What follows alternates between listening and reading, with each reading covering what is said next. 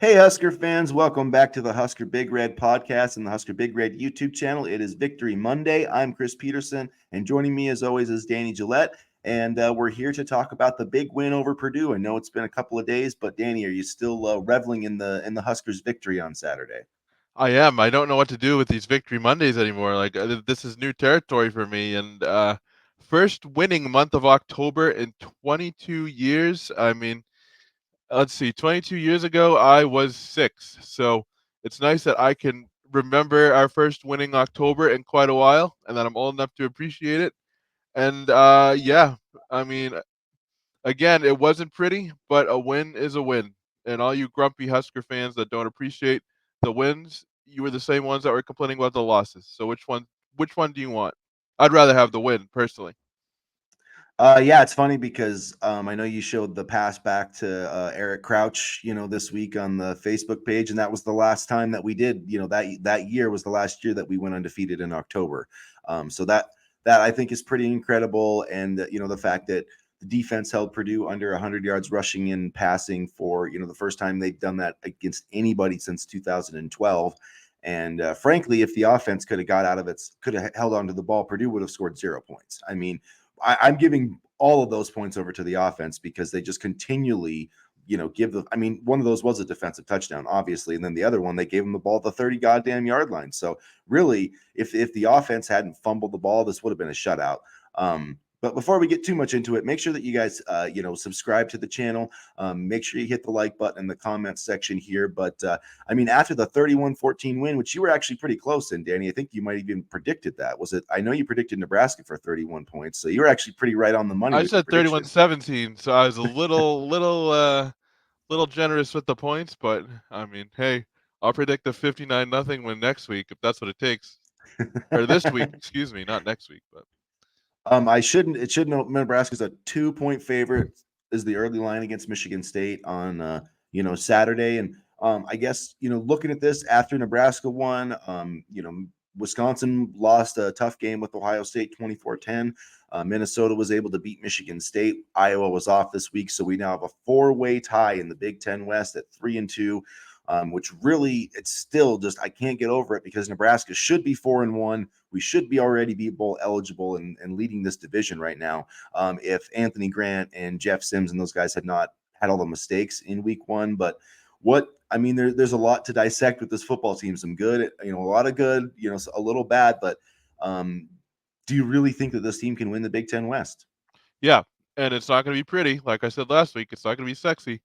But this defense can, help the program get the job done in accomplishing that goal. I thought the defense had another strong game this week, and it's becoming very clear that Tony White has the players fully bought in, and you know it, this defensive style suits them well. I mean, you look at a guy like Isaac Gifford.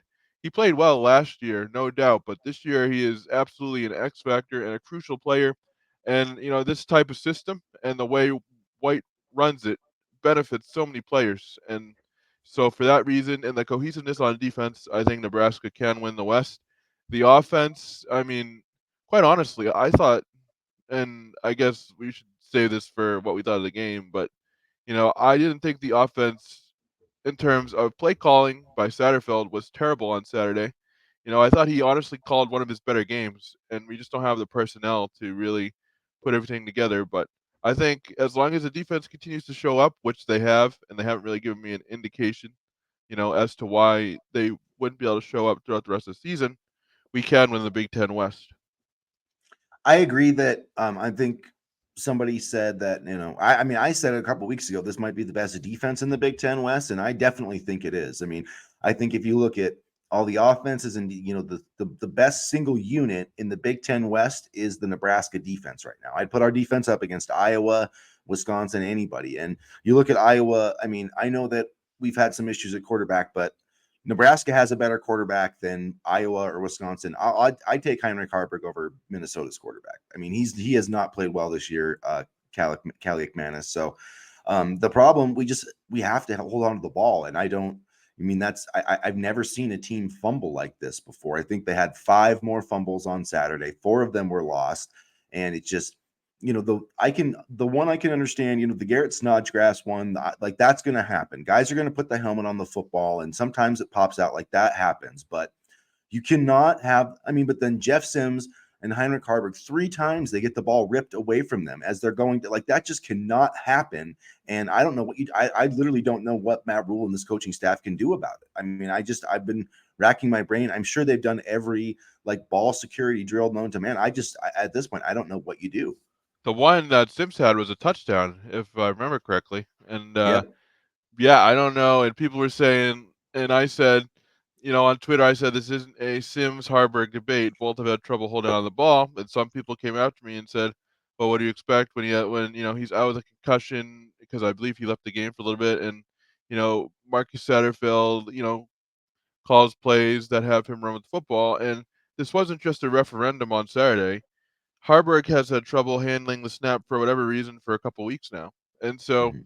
this is a problem that has quite honestly plagued Nebraska throughout the course of the season, and you talk about the defense not giving any indication that it's going to let up. The fumbling problem, I don't really have any indication that it's going to get any better, and it drives me crazy. But I mean, at, at least Harburg was able to move down the field. Sims, like, I don't know what his deal is, and he is a little bit of a better runner, but I mean, I think his time at Nebraska is going to be short-lived.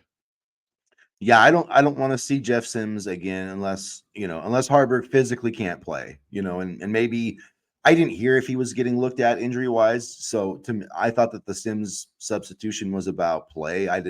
So if he I was know he getting got looked lit at, up on one of the okay, quarterback runs, okay, so and maybe he was getting looked at there, and that's what yeah, I guess I didn't really hear one way or the other, but yeah, Jeff Sims I just don't think he has the confidence. I think he totally lost his confidence, and I think that it's going to take a while for him to rebuild that. And I don't think it's going to be here. I think he's going to graduate, and I think he's going to transfer somewhere else. And best of luck to him. I think he can still play. He just sometimes you need to change the scenery. We've seen that. I mean, lots of examples of that. College football and the NFL. This is Heinrich Harburg's team right now in terms of the offense. It doesn't need to be pretty. He just needs to. Nebraska just has to find a way to score 20 freaking points a game. By hook or by crook, however it happens, that's what you got to do because this defense. Outside of the number 2 team in the country, has held pretty much everybody, to under 20 points. I know Colorado had their deal, but that's because we gave them the ball all over the place. So yeah. If Sims doesn't start that game, well, if Sims doesn't start Minnesota or Colorado, we probably would be looking at a one-loss team. yeah, but that Colorado game is very winnable, and I do find it funny though that they're 4-4 and we're 5-3. So the big that's the thing about football is you're never as good as you look and you're never as bad as you look. So Nebraska obviously was not as bad as it looked in week 2, and it probably maybe wasn't as good as it looked at sometimes on Saturday. The truth is always more somewhere in the middle, but the one thing about this team is it has a consistent brand of winning football. This is the 7th time in 8 games that Nebraska has outrushed its opponent. That right there. If you had told me that at the beginning of the year, I would have signed up for that immediately. And Matt Rule basically, he said he was going to bring toughness back to Nebraska. He's done it. And I don't see how anybody can look at the job that he's done after these first 8 games and just not be flat out amazed. We found our head coach. Yeah, and the thing about it is too, over these last couple of games, we haven't only seen the quarterback runs, we've seen strong play from the running back room despite all the injuries.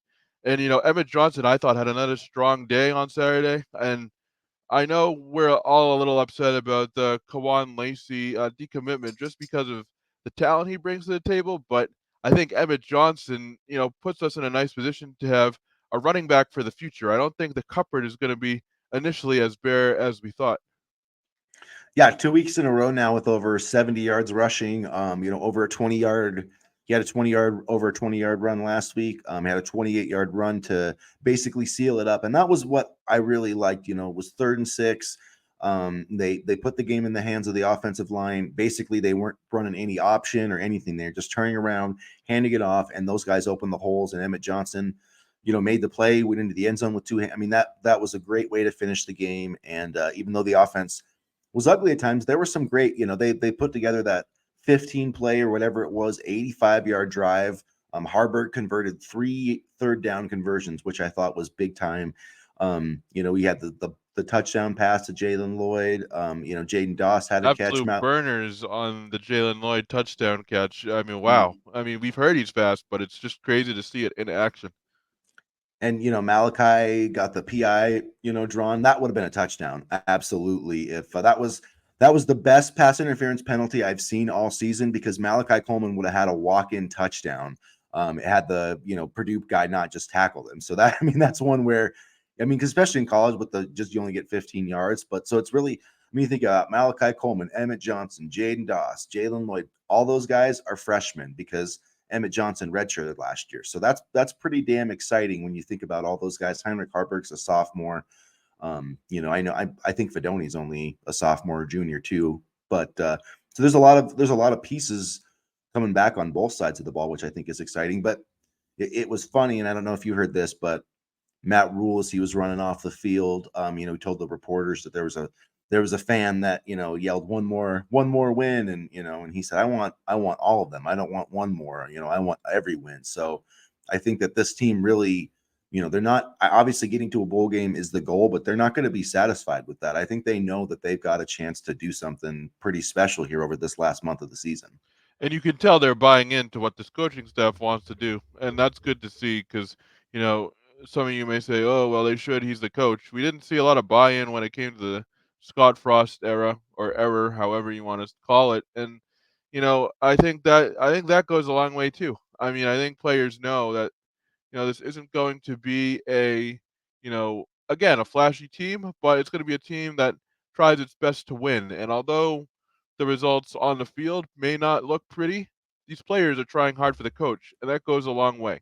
Whether it be trying hard for Marcus Satterfield, trying hard for Tony White, which we've seen given the results, or just trying hard for Matt Rule, these players, really want to try for this coaching staff, and that goes a long way in terms of building a culture. Yeah, and it's this team has been fun to watch, from the get go, and it's been a really great season so far.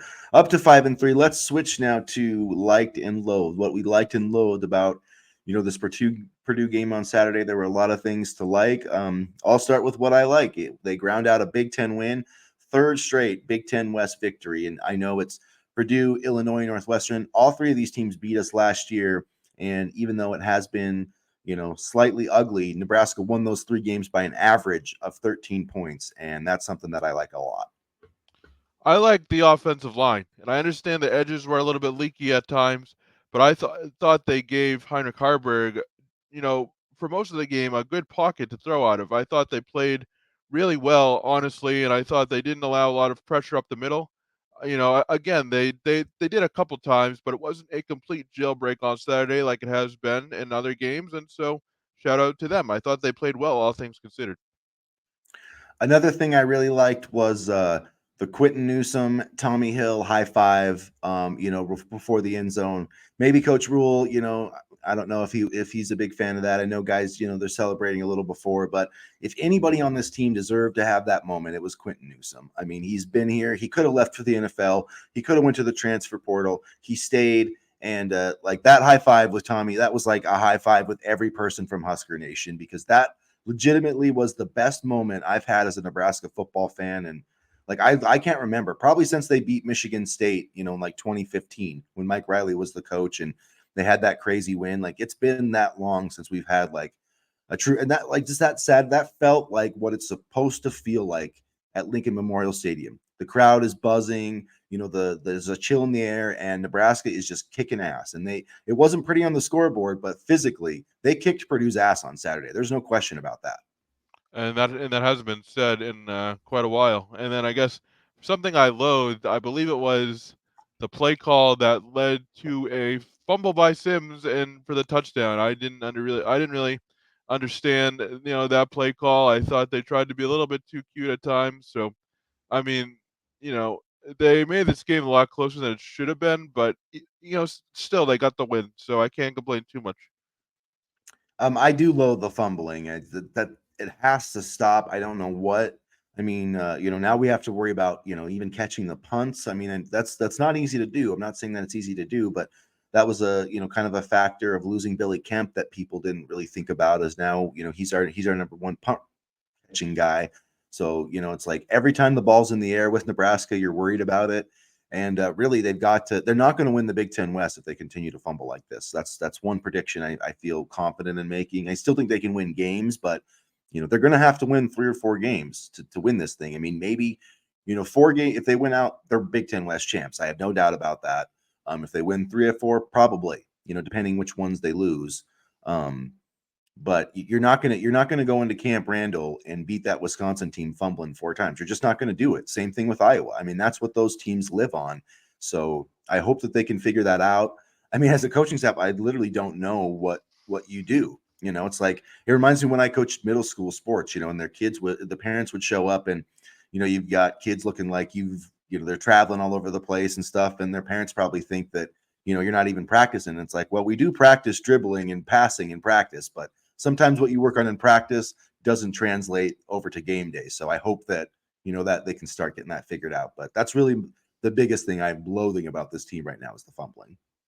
I guess, one of the other things I loathe about this team is the injuries, and that's not anybody's fault, but Omar Brown went down on Saturday, and it just seems like this team cannot stay healthy. I mean, for whatever reason, injuries have been a huge problem this year, and we've seen it on the offensive side of the football, and we saw a little bit of injury issues on the defensive side of football. So it's nobody's fault. Nobody's, rooting for injuries, or, you can't fix an injury. It just happens. It's just something that I've really hated to see this year. And yet, in spite of all the injuries, we're 5-3. So, I mean, I think this team has done a good job of battling through them.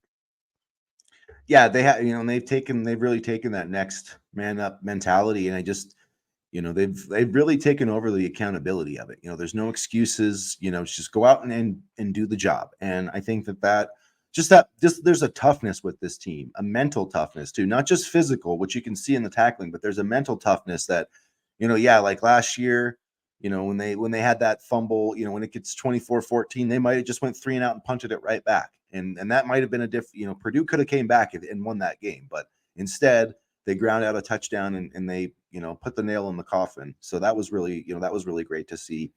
In terms of another thing that I liked, Tristan Albano and this coaching staff sticking with him. You A took tough mine. start, but he made the second longest field goal in Nebraska history. And I said it multiple times since the game, but Nebraska, has another Alex Henry, in my opinion, and we've got him for 3 more years. So that's going to be a truly incredible weapon. And man, that was such a huge moment when he drilled that field goal. What a great kick for that kid.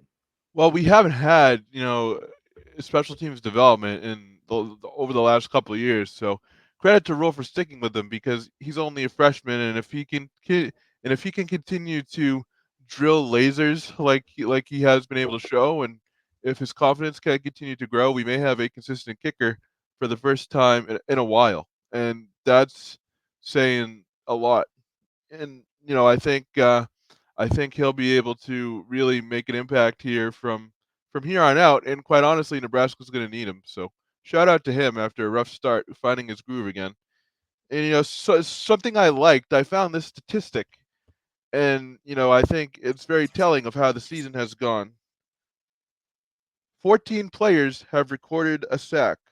15 players have recorded a rush attempt. 17 players have recorded a reception, and 42 players have recorded a tackle. So that just speaks to the depth that this team has right now, the opportunities that others have had to step up, and the kind of versatility that this program has in year one of building this thing. And depth is not something we've had, as we've talked about in previous years.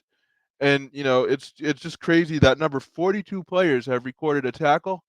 I mean, granted, not all tackles are the same, and some may be worse than others, so to speak. But that just speaks to the fact that if you want to play football and you're good, you'll get on the field at Nebraska, and that's something that's changed up from the previous staff. That is, I hadn't seen that. That is crazy. 42 guys getting a tackle. I love it.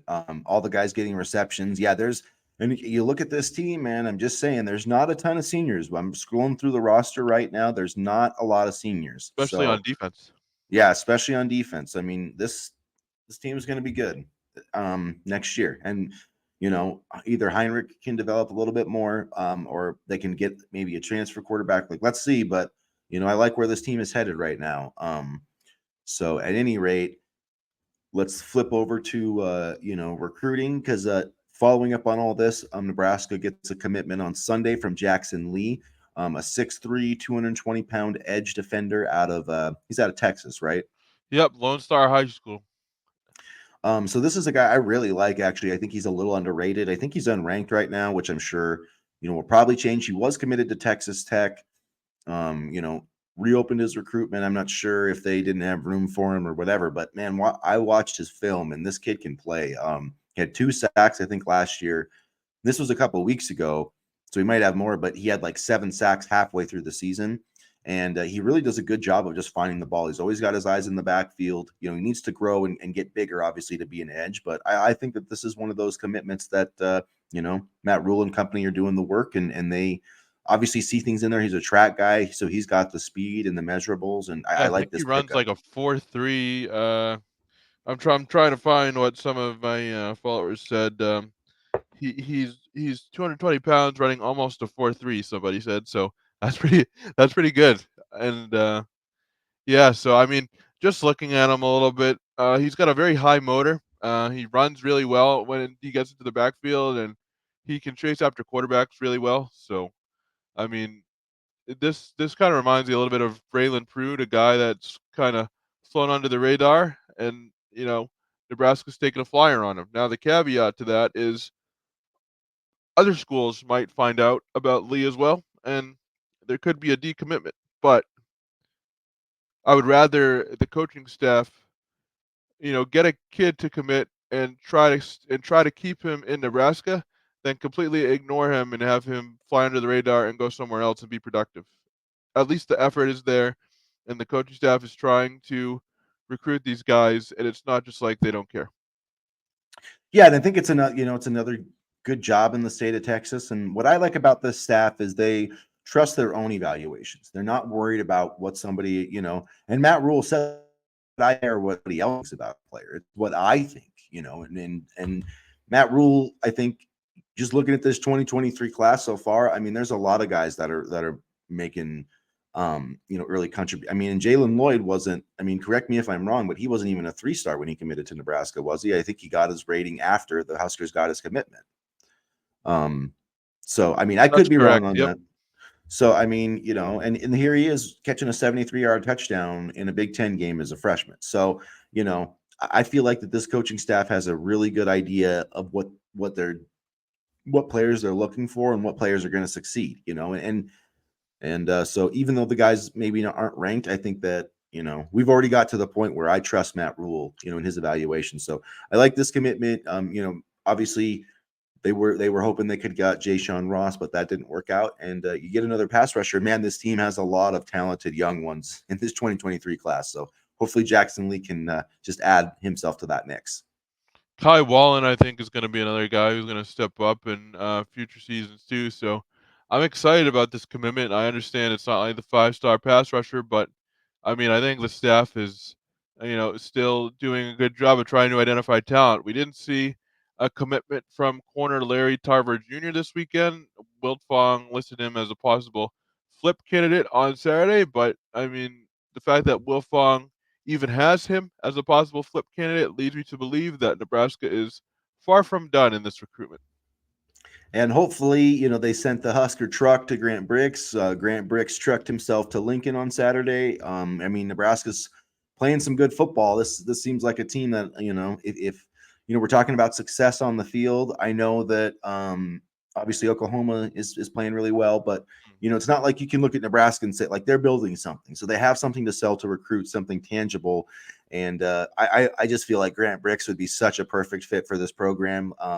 At any rate, I thought that visit was a good sign. We'll see if he goes anywhere else, but I'd have to say that Nebraska has a slight favorite right now. I mean, he hasn't visited anywhere else. So until he takes a trip somewhere else, I think that says something about where the Huskers stand. Just keep winning. just keep winning and putting a winning product on the field, and the results will come. I mean, quite honestly, I'm If you pretty build impressed. it, they will come. Yeah, exactly. I'm pretty impressed with where Nebraska sits right now at this point in the season. I had my prediction for the season at 7-5, I believe it was. So, I mean, we're only 2 wins away from that. So, I mean, right now things are sitting pretty good for Nebraska football, all things considered, and it's been a while since we've been able to say that too. It has been. I mean, yeah, it was really funny because during the game they got when Newsom ran that one back. I looked at my wife and I said, I think Nebraska's good again. And then of course Purdue scored 14 straight points, and then I thought I jinxed us, but then they scored the touchdown. But it just this team, you know, yeah, I'm not. I want to get another win or so, but yeah, I think we're pretty close to saying that Nebraska's kind of back. We'll see what happens this week, but it's fun to have another really important game because we can get bowl eligible this Saturday, man. I can't believe it. I'm so excited. I can't wait. Like let's kick off this game against Michigan State right now. I know, and some of the, and now we get to kind of be picky about which bowl we would prefer based on location. We haven't been able to do that in quite some time. I saw a list of potential bowl games, and I'm just trying to find it now. And but in any event, I think if Nebraska can get to a bowl game and you know get beyond even 6 wins, that will send a message to these recruits that there is a vision here, and you're you can be that guy to take Nebraska from 7 wins to 10 wins and a possible Big Ten West title. I think it's a pretty easy sell, in my opinion. I think so too, and it's an exciting time to be a Nebraska football fan. So make sure that you guys don't miss out on anything. We've got a lot of great updates here, so make sure that you subscribe to the channel. Please do us a favor there and hit that button, hit the like button, get into the comment section. Let us know what you think about this Nebraska football team or any other questions that you might have. Definitely check out Husker Big Red for more content. I'll have the Week 9 bowl projections up here shortly for Nebraska at huskerbigred.com. We'll have lots of other great recruiting information, basketball, and everything else. So, as Oh yeah, always, they everybody, they they had their scrimmage Sunday. they did and they won. They beat Doan. The biggest news is Casey sprained his ankle. Yeah, that's So, he that is missed the. not good. Yeah, it didn't look good. Fred said we'll know more tomorrow. He wasn't in a boot or cast or anything. So, yeah, That's hopefully everything is okay with Casey because Yeah, he's 'cause he's we an need all him. He's an all Big Ten type player, man. So, but yeah, it's hoop season. Volleyball won 2 more times. They're 21-0. The soccer team is in the Big Ten, either the women's championship or in the semifinals, and we actually have the leading goal scorer in the entire country. So it's a good time to be a Husker fan right now, everybody. And it's been a while since we've been able to say that. I mean, Yeah, things are looking up. Things are looking up. So we'll see what this week brings. We're heading into November, and it's crunch time for football. And volleyball season's really heating up now, and it's gonna be fun. It's gonna be a fun couple months here, and we'll see where it all goes. and make sure you guys follow along Husker Big Red for all your Nebraska content. And as always, go Big Red. Go Big Red.